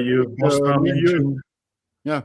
So in Syria and all these places feature in the Sira, so they got to explain, oh yeah, he was in Syria then, so that explains how they got all the stuff, right? But you know, Usama, this idea that Islam had a beginning, it's very Islamic. It comes from Islam. It's the same as the idea of Mecca being a barren place, like Mel told us. It's all about it's an apologetics invention. Islam had a beginning, so it had a unique place of origin with a unique prophet. These are all inventions. Actually, Islam emerged from a cauldron with many different movements, messianic, apocalyptic, Christian, Jewish, and it was all mixed together in Middle Eastern cauldron, and Islam started to emerge as a structured movement with Abdul Malik in Damascus. I mean, like and thereafter Yathrib. in Baghdad. On your map But there, you've before, got it's gonna Yathrib, be- right? Sorry, on your map, you've got Yathrib right in the middle of the map. There's a Yathrib in Iraq, just outside of Baghdad, just north of Baghdad. No, it's Ctesiphon. Yathrib. See Yathrib? Al-Hira. Which is the Yathrib. original name of the city No, of it's in Medina. Arabia here. Go up. No, Yathrib. hold on, just above, just where it says other, the word other, there's Yathrib. Notice Yeah. just by the word other, next to the O, there's the word Yathrib. Here. No, move up. There you go. Oh, yeah, Yathrib. that's it. I'm sorry, I have a double That pointer. is the original name for Medina. Yeah. Now Yes, Yathrib Yathrib is, just modern day just Medina. outside of Baghdad as well. Yathrib is in No, Baghdad. as well. Baghdad would be here. Ctesiphon, near exactly. Ctesiphon. And just north of Baghdad, there's another city called Yathrib as well. Okay. I'm sorry. There's I get your point. Yeah. So guys, we should start winding down now. We just passed the 2-hour mark, but It's Okay. life, brother. It is Actually, life. pick it up again next week. Actually, it's a perfect moment to end here, because what I have afterwards, it will be much more centered on the Jerusalem thesis. It's a study of the Quranic text, and what does it say actually? What does it say literally? And we will see all of this: the farmers, the fishermen, the Dead Sea, God's temple, the standing place of Abraham, the prayer direction, the Hajj Umrah, and so on. Nice. Okay. So guys, final thoughts from everyone, and we'll pick it up again next time. But this has been great. Today's been really interesting. The comments have been fantastic. So yeah, Usama, I'll start with you. We'll move across to the right. It's very simple. I love what I hear, and what I hear, I'd love to dig deeper and deeper. I'm glad to have this wonderful panel with us today, because we can learn from each other. Thoughts come to our mind, and we can collectively put them together, come up with a good report. I hope and I pray that we'll have a wonderful time next week as we continue our digging. And you guys, you are challenging my brain cell that I have to dig deeper of what I'm hearing from you to make sure that I'm not being deceived by, especially you. It's You know evolution. why. It's just catching up with your brain right now, Usama. We're bringing you into the 21st century. Odie, thanks a lot, brother. Appreciate it, man. You did a good job. Kalam. Yeah, you're welcome. Kalam, from you? Yes, I've had a brilliant time. So much learning. Like, everybody just has different pieces of the puzzle. That's just making it a bit more interesting for me to go back and do research. We've got, for example, we brought up EUCHARISTIC, Syriac, what else? Quraysh Iranian, Persian. Then I'm talking about Sabay. It's like there's so much. We're all coming from different backgrounds, different research points, and we're just all bringing it together. And I can't wait for the future shows that we're just going to make it a little bit more precise, a little bit more clarified, and we're all going to come to, like, literally, we're all heading towards the same direction. We all know this stuff is make-believe, invented myths roughly in the 9th century, but what was the truth? What was the reality on the ground during that time period? How did it actually start? So yeah, I'm looking forward to the future. Cool, man. Thanks, Mel. It's been brilliant. I think I may be wrong, but I think I was the one that originally brought up this hydrological argument something like 4 or 5 years ago. Yeah. And it's amazing how much has been added to it since then. I think it's a really simple argument. I think anyone can understand it. You don't need to have a degree in Arabic to understand the argument.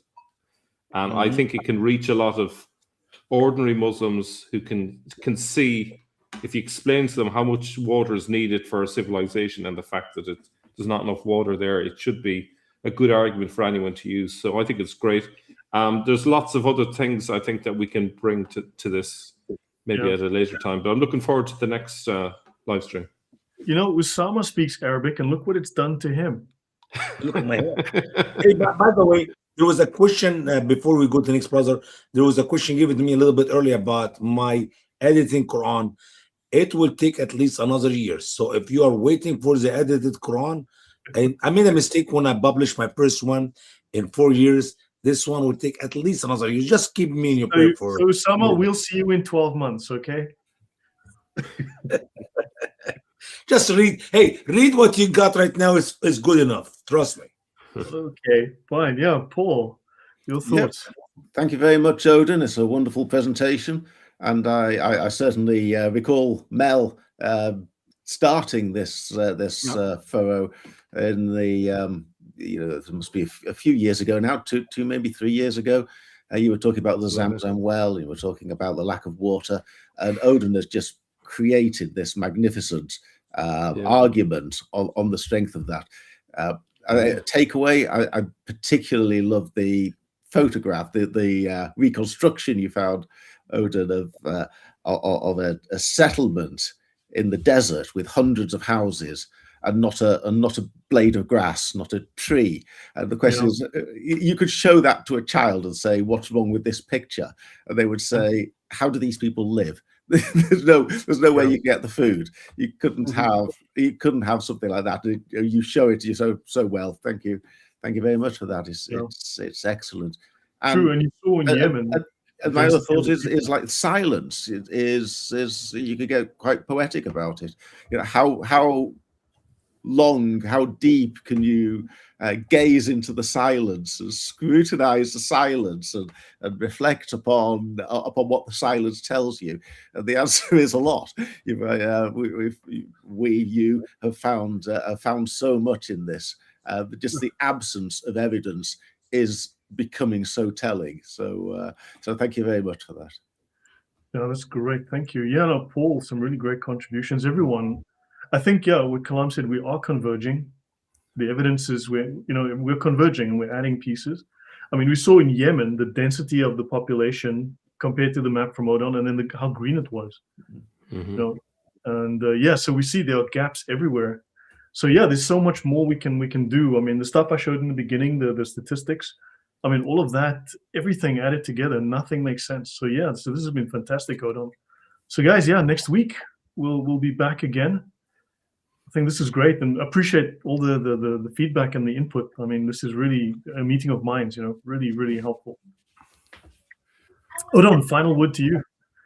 It would be a follow-up on Paul's comment about this argument of silence. There is no silence anymore. We have hard facts.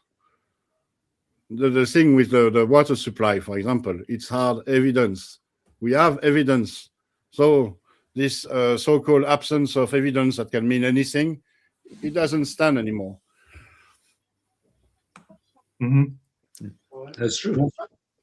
That's true. Yeah, so guys, thank you. Then we'll pick this up again next week. It's been a real pleasure. And so really looking forward to it. And I mean, from this, I think there's many presentations we can do. Yes? Yeah.